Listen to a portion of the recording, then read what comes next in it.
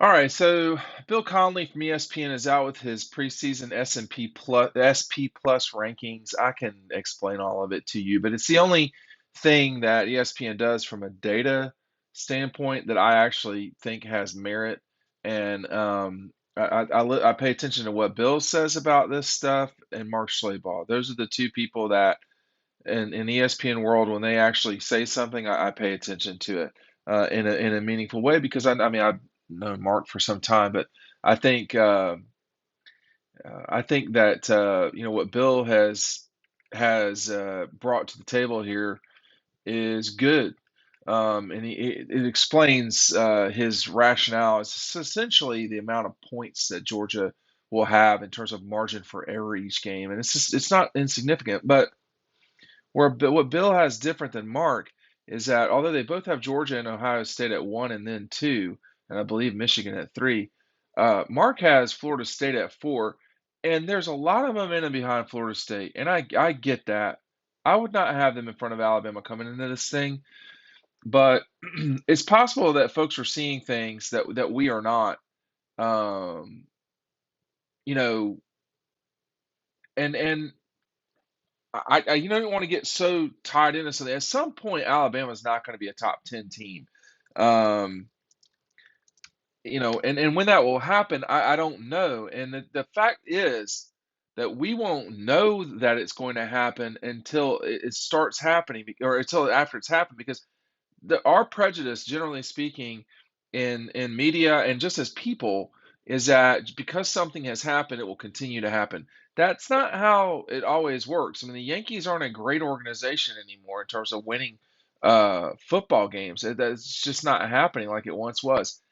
You know, I think that's important to remember here. And Georgia's not going to always enter the season number one. It could be that Georgia enters the next 6 seasons. They could enter four of them as the number one team, but it's not always going to be that way. And I think that's one thing that I want to just say from the start. Also, too, for a limited time, our members, our watchers, readers, everybody can get 50% off of a $20 value, $0 in delivery fees for when you download the DoorDash app and enter the code DAWG, DAWG.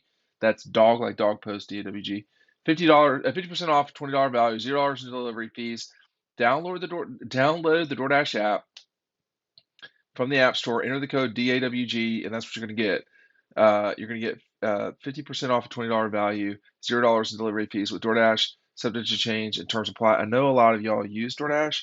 I know that I've had people contact me about being appreciative of the offer. So thank you. But when you use it, it really helps us. And so many of y'all, a very vocal minority, whine about product placement. Um, you know, I mean, this stuff doesn't just happen, guys. It takes money to do all these things, and we're very appreciative of the support that we're getting from DoorDash. And frankly, it's a great value. They're doing delivery for groceries now, which is something you should be taking advantage of. Georgia at one makes sense. Ohio State at two makes sense to me. Now, this is much more cold-blooded. This is a lot less about what Mark thinks and much more what Bill's data shows. The top 10 is this way. I'm going to go backwards, maybe top 20 backwards. And this is what should happen. This is predictive. It doesn't mean, these don't all have to make sense. For instance, Florida at 20, TCU at 19, 18 are the Rebels, 19 Texas A&M, 16 UW, 15 Notre Dame, Oklahoma at 14. Oklahoma's going to have to be a markedly different team to be the number 14 team in the country. Utah at 13. I love Utah. I've always loved Utah. Clemson at 12. This is as low as Clemson's been for him in a long, long time. Florida State at 11. The Trojans at 10. I'm getting over a cold, or in the midst of it, whatever, in the throes of a cold here. So the Trojans at 10, Texas at 9, Oregon at 8. I saw David Hale pick Oregon and USC to go to the Final Four this year, which I thought was very brave. David Hale also works for ESPN, but David Hale's also we have a lot of former Georgia reporters that work for ESPN. David is one of them. Anyway, LSU at 7. Tennessee at 6, Penn State 5, Alabama at 4, Michigan at 3, Ohio State 2, Georgia at 1. And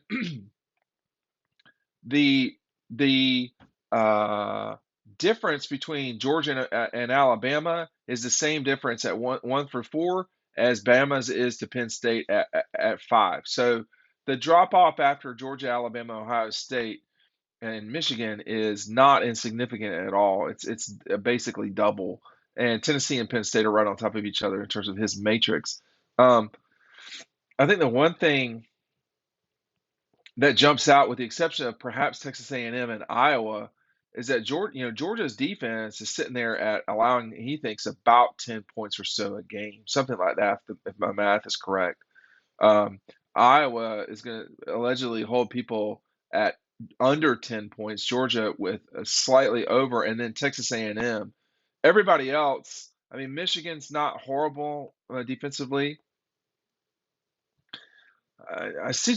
I'm just obviously I talk about Clemson a lot because of my in-laws and so forth. I noticed that their defensive statistics. I do think that that will be the challenge for Clemson in this coming season, and that's the thing to watch for Alabama and Georgia and Ohio State. Ohio State maybe not as much, but Georgia, Alabama, Michigan, Clemson. These teams have tried to have their success predicated on the defensive side of the ball. And, um, you know, for for Clemson, they've really gone backwards. Defensive line, generally speaking, coming into 23, and the offensive line has been bad for a while now. I mean, so I think until Dabo gets those things squared away, if he ever does, they're going to have a problem. I- I'm going to have to see Florida State beat Clemson out for the ACC championship to believe it, but Clemson has some issues. There are some things with Florida State to me that people are kind of jumping up and down about that I don't know. And that game, by the way, is at Clemson, is at Memorial Stadium in Clemson. So we'll just see. It's early in the season, but and just like Georgia's biggest matchup is going to be at Tennessee, we think. Um, you know, J- Tennessee is going to come into this season as a top 10 team. Whether you're talking about what Bill's predictive analytics are, or I can't remember what Mark had them at, but they're gonna be um, a high level team. Now, is Tennessee gonna stay there? I don't know. I don't know. That's a good question. I mean, I don't see a lot of losses jumping off the schedule here. I mean, when you look at the Vols, I mean they'll handle Virginia, Austin P. They got to go to the Swamp. They're not losing that game, are they? I mean, like that, I don't buy that. Do y'all? Uh, and then you got, so it's a little challenging. I'll say it's a little bit challenging for Tennessee. They got to go to the Gators. They should win that game. They host South Carolina. They should win that game. They host Texas A&M and they get the week off between there. Is Texas A&M better? You know, they should lose at Alabama. They got to go to Kentucky. I don't trust Kentucky anymore. I mean, I know it's every other year. It seems like with Kentucky, but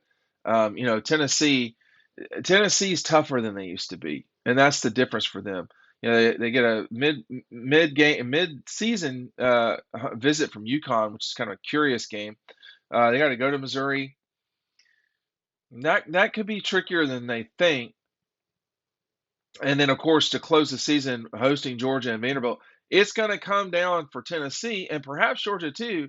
To does Tennessee have a margin for error? Does Tennessee have a margin for error? If they're coming into the Georgia game with two losses, they're not going to be able to catch Georgia. And I'm talking about two losses in the conference, and they're not going to lose to Virginia, Austin P, Texas San Antonio, or Connecticut. Although people are going to talk about how good Texas San Antonio is. If you're good, you're not going to have a problem with Texas San Antonio. So I think just I really like this stuff. It's predicated much more on reality. But what we don't know about 2023 is Mike Bobo coming on to be the offensive coordinator. That's one thing. But then, you're starting with a new quarterback for Georgia as well. The other thing though, too, y'all, and when you just look at this top 10, Georgia's coming back with a new quarterback, Ohio State, Alabama, Penn State, Tennessee, and that so half the top 10 is coming back with a new quarterback. Michigan's quarterback has not been great. He's been fine. LSU's has the ability to be kind of dangerous. You got Bo Nix at Oregon again. Texas seems like it's going to be the kid that transferred from Ohio State, but we'll see. He's been adequate. And then obviously the Heisman Trophy winner at SC, who is really good. But, they've got real problems on the defensive side of the ball. They're the only team that Bill has in this top 10 here that has over 24 points a game that they're giving up defensively. I mean, Tennessee is in a really bad spot with that too. But I'm just keeping going looking. In the top 20, the SC has the worst defense. I think if Georgia had played SC in the Peach Bowl, they would have probably scored, you know, they could have scored 60 points on USC. They scored 60 whatever on TCU. They could have scored 60 points on USC. And then you would have had a different conversation about the landscape of where Georgia was in the rankings of college football greats all time. Hey, Double Dogs is still out there. We're getting ready to send it out. I'm waiting for the books to arrive in Athens, and we'll get it out to you. Pick up Double Dogs. The link is down below. We'll see you on the website. Thanks for watching.